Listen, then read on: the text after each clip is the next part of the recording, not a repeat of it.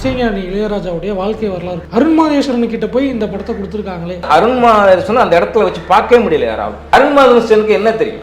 ஒரு 10 பாட்டு இளையராஜா பாட்டு பாட சொல்லுங்க. கமலஹாசன் ஒரு டைலாக் பேசுவார்ல, குத்துங்கம்மா குத்துங்கம்மா, இந்த பொம்பளைங்க அப்படிதான் நிஜமா குத்துங்க அப்படிங்கிற மாதிரி ஒரு காட்சிகளை தான் இவ எடுக்கக்கூடிய ஆள் செஞ்சிருவாரா அப்படிங்கிற ஒரு டவுட்டும் சந்தேகமும் வரப்போ முதல் ஒரு விரிசல் ஆகி போயிடுது. முதல் கோணல் முற்றும் கோணல் ஆகிடுது. இல்லை தனுஷே நடிச்சு இயக்கிற அப்படின்னா கூட சொல்லிட்டு போகலாம், இல்லை வேற இயக்குனர் சொல்லலாம், இல்லை மாணி செல்வராஜை ஒத்து தொலைஞ்சிருக்கலாம், இல்லை வெற்றிமாறன் மிகச்சிறந்த ஆள் அவரை இது பண்ணியிருக்கலாம். இதெல்லாம் விட்டுவிட்டு அந்த சாணி காகிதத்தை ஏன் வந்து தேர்ந்து செஞ்சாங்க? அதுக்கு முன்னாடி மாரி செல்வராஜ் சமூகம், அவர் சார்ந்த சமூகம் வந்து 2 சமூகம் ஒரே சமூகம் இருக்குது, அது சரியாக வராது, இது விமர்சனத்துக்கு உள்ளாகும் அப்படிங்கிறதுனால இளையராஜா ரிஜெக்ட் பண்ணிட்டு ஆரம்பத்தில் பால்கி தான் அந்த படத்தை பண்ணுற மாதிரி இருந்தது. பால்கி நிறைய சிட்டிங் உட்காந்து பேசியிருக்காரு. அமிதாப் பச்சனை கையாண்ட விதம் இதெல்லாம் பார்த்தீங்கன்னா பயோகிராஃபி, இவருடைய பயோகிராஃபி எடுக்கிறதுக்கு சரியான ஆளாக தான் நான் பால்கியை நான் பார்த்தேன். ஹீரோயிசம் மட்டுமே, வெற்றி பெற்றது மட்டுமே, நல்லது செஞ்சது மட்டுமே இருந்தால் அது வந்து பயோபிக்கா இருக்காது. கண்டிப்பாக சேட்டைகள் இதெல்லாம் இருக்குல்ல, எவ்வளோ விஷயங்கள் கெட்டவனாக இருந்திருக்காரு. அந்த மாதிரி வந்து இளையராஜாக்குள்ளும் நிறைய இடங்கள் இருக்குது. பர்சனலாக எனக்கும் தெரியும். அவருடைய ஆசைப்படி இந்த படத்தை நம்மளே நடிக்கணும், நம்மளே இயக்கணும்னு ஒரு ஆசை. ஏடியா தான் வந்து அருண் மாதேஸ்வரன் இருப்பாரே தவிர முழுக்க முழுக்க இந்த படத்தோட இயக்குனர் வந்து தனுஷா தான் இருப்பாரு. வேண்டியவர் அருண் மாதேஸ்வரன் கூட்ட வந்த மாதிரி இசைக்கும் மனித கூட்டு வந்தாங்கன்னா என்ன பண்றது? ஐயோ தாங்க முடியல. இசைஞானி இளையராஜாவுடைய வாழ்க்கை வரலாறு படமாவது தனுஷ் நடிக்கிறாரு அப்படிங்கிற விஷயம் வந்து அறிவிப்பு வெளியாச்சு. அறிவிப்பு வெளியானதுலேருந்து 2 கேள்விகள் இருந்துச்சு. ஒன்று வந்து எதிர்பார்ப்போடு வைக்கப்பட்ட கேள்வி, இன்னொன்று வந்து ஆதங்கத்தோடு வைக்கப்பட்ட அந்த ஒரு விஷயம். எதிர்பார்ப்பு என்ன அப்படின்னா, படத்துக்கு யார் இசையமைக்க போகிறா? இசைஞானியோட வாழ்க்கையை படமாக்கும் போது அவரே இசையமைக்க போகிறாரா, இல்லை அவர் வாழ்க்கையை வேறு யாரும் இசையமைக்க போகிறாங்களா அப்படிங்கிற கேள்வி. அதை விட முக்கியமான விஷயம், இயக்குனர் அருண் மாதேஸ்வரன் கிட்ட போய் இந்த படத்தை கொடுத்துருக்காங்களே அப்படின்னு ஒரு ஆதங்கம். பல்வேறு மக்கள் வந்து அதை சமூக வலைதளங்களை கொட்டி தீர்த்துட்டாங்க. ஸோ இசையமைப்பாளர் யார், அருண் மாதேஸ்வரனுக்கு கொடுக்க வேண்டிய அந்த தேவை எங்கேருந்து வந்துச்சு? நானும் வந்து கிட்டத்தட்ட இளையராஜாவே கடவுளாக நினைக்கிற அவருடைய காதலை நான் மிக தீவிரமான இளையராஜாவோட விசிறின்னு கூட சொல்லலாம். எனக்கு ஆரம்பத்தில் பால்கி தான் அந்த படத்தை பண்ணுற மாதிரி இருந்தது. பால்கி நிறையா சிட்டிங் உட்காந்து பேசியிருக்காரு. இங்கே சென்னைக்கு வந்து இளையராஜாவோட பேசியிருக்காரு. 2வது இளையராஜாவும் மிகப்பெரிய விசிறி, மிகப்பெரிய ஃபேன் பால்கி கூட. அந்த அவர் அமிதாப் பச்சனை கையாண்ட விதம் இதெல்லாம் பார்த்தீங்கன்னா பயோகிராஃபி, இவருடைய பயோகிராஃபி எடுக்கிறதுக்கு சரியான ஆளாக தான் நான் பால்கியை நான் பார்த்தேன். அந்த மாதிரிலாம் ஏதோ அந்த தீவில் ஒரு இது போட்டு ரூம் போட்டு இருந்து பாதி ஸ்கிரிப்டெல்லாம் முடிச்சிட்டாரு அப்படின்னு ஒரு தகவலை வந்து இருந்தது ஒரு 2 மாதத்துக்கு முன்னாடி நான் சொல்கிறேன். அப்புறம் பார்த்தா இல்லை, அவர் பண்ண போகிறதுல இவர் தான் ஒரு தனுஷுக்கு பிடித்தமான ஒரு இயக்குனர் அப்படிங்கிற மாதிரி தகவல் வந்துச்சு. திடீர்னு பார்த்தா தடாலடியாக அருண் மாதேஸ்வரன் இயக்குறாங்க. அது வந்தோடனே பல இளையராஜாவுடைய ரசிகர்களுக்கு, பல தமிழ் சினிமா ரசிகர்களுக்கு ஒரு ஷாக்காக இருந்தது நியூஸ். என்னென்னா அருண் மாதேஸ்வரன் அந்த இடத்துல வச்சு பார்க்கவே முடியல யாராவது. ஏன்னா அருண் மாதேஸ்வரன் ஏற்கனவே கொடுத்த படங்கள் அப்படி. இப்போ கேப்டன் மில்லர் ஓரளவுக்கு அந்த பெரியாட்டிக்கு இதை வந்து பண்ணார் அப்படின்னாக்கா அது வந்து அருண் மாதேஸ்வரன் பண்ணியிருப்பாரா அப்படிங்கிற ஒரு கேள்வி எனக்குள்ளே இருக்குது. தனுஷ் தான் அதை கண்டிப்பாக பண்ணியிருக்கணும். ஏன்னா அவருடைய சாணிக்காய் இதெல்லாம் பார்க்குறதுக்கும் இதை பார்க்குறதுக்கும் டோட்டல் அந்த வேரியேஷன் வேறு மாதிரி இருக்கும். அப்படி இருக்கிறப்ப வந்து இந்த இடத்துல நான் அருண் மாதேஸ்வரனை போட்டாங்களே அப்படின்னு வருது. ஆனால் எனக்கு தெரிஞ்சு வந்து இந்த படத்தை கூட ஒரு அசிஸ்டன்ட் ஏடியா தான் வந்து அருண் மாதேஸ்வரன் இருப்பாரே தவிர முழுக்க முழுக்க இந்த படத்தோட இயக்குனர் வந்து தனுஷாக தான் இருப்பார். ஏன்னா தனுஷ் வந்து இன்னைக்கு நேற்று இல்லை, ரொம்ப வருஷத்துக்கு முன்பே வந்து இந்த இயக்கத்தின் மீதான ஆசை வந்துருச்சு. 2வது கஸ்தூரி ராஜாவோட மகன் கண்டிப்பாக அந்த ரத்தம்குள்ளே இருக்கும். அப்படி இருக்கப்ப அவரும் பல படங்கள் பார்த்து வளர்ந்து செறிவான தெளிவான நல்ல நடிகரும் கூட. அப்படி இருக்கிறப்ப அவருடைய ஆசைப்படி இந்த படத்தை நம்மளே நடிக்கணும், நம்மளே இயக்கணும்னு ஒரு ஆசை இருந்திருக்கலாம். அது இளையராஜா இவரும் பால்கி பார்த்த மாதிரி பார்த்துருந்தப்ப அருண் மாதேஸ்வரன் பண்ணட்டனோட ஓகே சொல்லியிருக்கலாம். அதுக்கு முன்னாடி மாரி செல்வராஜ் சொன்னோன்னே அந்த சமூகம், அவர் சார்ந்த சமூகம் வந்து 2 சமூகம் ஒரே சமூகம் இருக்குது, அது சரியாக வராது, இது விமர்சனத்துக்கு உள்ளாகும் அப்படிங்கிறதுனால இளையராஜா ரிஜெக்ட் பண்ணிட்டாருன்னு சொல்கிறாங்க. நான் என்ன சொல்கிறேன், 2 ஒரே சமூகமாக இருந்தால் என்னங்கிறேன். ஏன்னா மாரி செல்வராஜும் தகுதியான சரிவான ஆள். அவர்களாக இருந்தால் ஒரு பெரிய ஒரு இது இருந்திருக்கும். இது வந்து மைனஸ் பாயிண்டாக தான் நினைக்கிறேன். இன்னொரு தரப்பு வைக்கப்பட்டது. இன்ஃபேக்ட் எனக்கும் கூட அது பொருத்தமான ஒரு தேர்வாக கூட இருக்கும். தியாகராஜா குமாராஜா கிட்டையாவது கொடுத்துருக்கலாம். ஆமாம், அவரெல்லாம் மிக தெளிவான ஆளுங்க. 2வது இளையராஜாவை அணுவாக ரசிக்கக்கூடிய, இளையராஜா பற்றி அணுவாக தெரிஞ்சவங்க அவங்களாம்.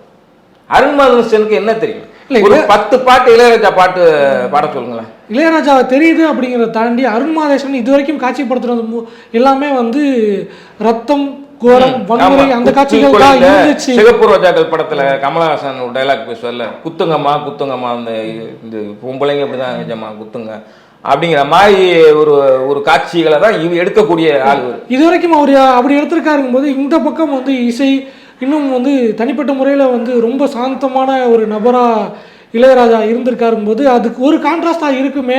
அது படம் எப்படி வந்திருக்குங்கிறத தாண்டி ஆடியன்ஸ் அதை எப்படி ரிசீவ் பண்ணிவாங்கிற ஒரு விஷயம் இருக்குல்ல. இப்போ சங்கரே எடுத்துங்களேன். சங்கருடைய ஆரம்ப படம் வந்து அவர் முதல் படமாக பண்ண குயில்னு ஒரு கதை, ரொம்ப சாஃப்டான ஒரு ஸ்டோரி. ஆனால் அதன் பிறகு ஒரு பண்ண படங்கள் இன்ன வரையிலும் வந்து ஒரு பிரம்மாண்டமான படங்கள் இப்படி தான் ஒரு பேர் வாங்கிட்டார். அப்படி இருக்கப்ப ஒரு இயக்குனர் இதை தான் செய்ய முடியும் அப்படின்னு, இதுதான் செய்ய தெரியும் அப்படின்னு தீர்மானிக்க முடியாது. இருந்தாலும் இவர் டேஸ்ட் இப்படியா இருக்கப்ப இவர் செஞ்சிருவாரா அப்படிங்கிற ஒரு டவுட்டும் சந்தேகமும் வரப்போ முதல் ஒரு விரிசல் ஆகி போயிடுது. முதல் கோணல் முற்றும் கோணல் ஆகிடுது. அதெல்லாம் இல்லாமல் ஒரு டிக்ளரா இல்லை தனுஷே நடிச்சு இயக்கிறார் அப்படின்னா கூட சொல்லிட்டு போகலாம். இல்லை வேற இயக்குனர் சொல்லலாம், இல்லை மாணி செல்வராஜை ஒத்து தொலைஞ்சிருக்கலாம், இல்லை வெற்றிமாறன் மிகச்சிறந்த ஆள் அவர் இது பண்ணியிருக்கலாம். இதெல்லாம் விட்டுவிட்டு அந்த சாணி காகிதத்தை ஏன் வந்து தேர்வு செஞ்சாங்க அவருடைய படப்பெயர் இது அப்படின்னு எனக்கு ஒரு மிகப்பெரிய ஒரு அதிருப்தியாகவும் கேள்வியாகவும் இருக்குது. ரெண்டாவது, இந்த இது சரியாக பயோபிக்ங்கிறது ஒரு ஒரு ஒரு மனிதனுடைய மொத்த வாழ்வியலும் இருக்கணும், மொத்த உண்மைகளும் இருக்கணும். அது இல்லாமல் ஹீரோயிசம் மட்டுமே, வெற்றி பெற்றது மட்டுமே, நல்லது செஞ்சது மட்டுமே இருந்தால் அது வந்து பயோபிக்கா இருக்காது. கண்டிப்பாக எல்லாமே கலந்து இருக்கணும். ரஜினிகாந்துக்கே வந்து அந்த மாதிரி ஒரு பேசி எஸ் ராமகிருஷ்ணன் எழுத்தாளர் வந்து கேட்டு ஒரு போர்ஷன் எழுதி பாதையே நிற்க சொல்லிட்டார். என்னன்னா, இல்லை நான் பேசுகிறதெல்லாம் வந்து பாசிட்டிவாக இருக்குது, நான் இப்போ வெற்றி பெற்ற இது மட்டுமே பேசுகிறேன், நான் செஞ்ச சேட்டைகள் இதெல்லாம் இருக்குல்ல, எவ்வளோ விஷயங்கள் கெட்டவனாகவும் இருந்திருக்காரு.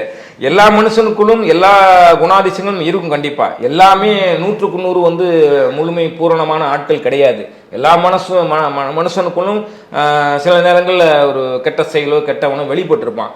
அந்த மாதிரி வந்து இளையராஜாக்குள்ளும் நிறைய இடங்கள் இருக்குது. பர்சனலாக எனக்கும் தெரியும். பட் அது நம்ம விமர்சிக்க வேண்டிய அவசியம் இல்லை. ஏன்னா ஒரு மிகச்சிறந்த ஒரு இசையை இந்த உலகத்துக்கு கொடுத்து இது பண்ணவர். அதனால் அது ஒரு விஷயம். ஆனால் இது எல்லாம் உள்ளடக்கியது தான், நல்லது கெட்டது எல்லாம் உள்ளடக்கியது தான் வந்து உண்மையான வாழ்க்கை வரலாற்று படமாக இருக்கும் இல்லை புத்தகமாக இருக்கணும். ஆனால் இதில் எப்படி பண்ண போகிறாங்க அப்படிங்கிறது பொறுத்துன்னு தான் பார்க்கணும். அதான் எனக்கு தெரிஞ்சு பால்கிலாம் மிகச்சிறந்த ஆள் தான். அதெல்லாம் விட்டுட்டு அவங்க தேர்வு செஞ்சதே முதல்ல ஒரு மைனஸ். படத்தோட இசையமைப்பாளர் யார் அப்படிங்கிற ஒரு கேள்வி இருக்குல்ல சார். இளையராஜாவே இசையமைக்க போகிறாரா, யுவன் சங்கர் ராஜா, கார்த்திக் ராஜா, இல்லை அவருடைய சகோதரர் மகன்கள் அவங்களும் இசையமைக்கக்கூடிய ஆற்றல் இருக்கவங்க தான் அவங்க இருக்க போகிறாங்களா, இல்லை இண்டஸ்ட்ரியில் இருக்க வேற ஆட்களா? இப்போ தனுஷுக்கு நெருக்கமாக வேண்டியவர் அருண் மாதேஸ்வரன் கூட்ட வந்த மாதிரி இசைக்கும் மனிதத்தை கூட்டு வந்தாங்கன்னா என்ன பண்றது? ஐயோ தாங்க முடியலடா சாமி அப்படிங்கிற மாதிரி இருந்தது. ஏன்னா அனிருத்தை நான் குறைத்து மதிப்பிடலை. இந்த காலத்துக்கு தேவையான, இந்த காலத்து இளைஞர்கள் மனசை டச் பண்ற மாதிரியான ஒரு துள்ளல் இசையை கொடுக்கக்கூடிய சிறந்த இசையமைப்பாளர்லாம் எனக்கு மாற்று கருத்தெல்லாம் கிடையாது. ஆனால் இந்த ஒரு பயோபிக்கு உயிராக இருக்கணும், ஆன்மாவாக இருக்கணும் இசைங்கிறது. அப்படி நரம்புக்குள்ள ஊடுருவ ரத்தமாக இருக்கணும். அப்படி இருந்தால் மட்டும்தான் இசை வந்து இந்த படத்துக்கு பாதி பலமாக இருக்கணும் கண்டிப்பாக. அப்படி இருக்கும் பட்சத்தில் தான் அந்த பயோபிக்கே வெற்றி பெறும்.